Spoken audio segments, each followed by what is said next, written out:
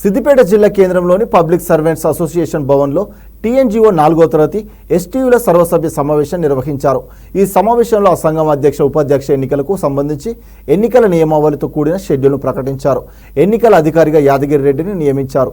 ఈ సందర్భంగా public servants association సంఘం అధ్యక్షుడు అంజయ్య మాట్లాడారు. ప్రతి సంవత్సరం జూలైలో సమావేశం నిర్వహించుకున్నట్లు తెలిపారు.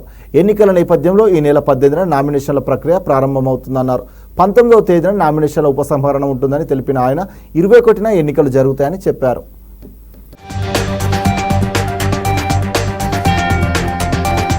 ఎస్డబ్ల్యూ భవన్ ప్రతి సంవత్సరము జూలైలో సర్వసభ్య సమావేశం నిర్వహించుకొని మళ్ళీ ఎన్నికలు నిర్వహించుకోవడం జరుగుతుంది. ఈరోజు సర్వసభ్య సమావేశము జరుపుకోవడం జరుగుతుంది. తర్వాత 21 నాడు ఎన్నికలు ఉంటాయి.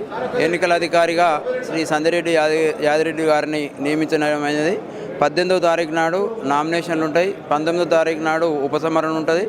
21 నాడు ఏకగ్రీవం కాకపోతే ఎన్నికలు అవుతాయి. ప్రతి సంవత్సరం కూడా ఇదే షెడ్యూల్ను మా కార్యవర్గ సభ్యులందరూ కూడా ఫాలో అయ్యి ఎప్పటిలాగానే బైలా ప్రకారం ఈ ఎన్నికలు నిర్వహించుకుంటున్నాం. Thank you.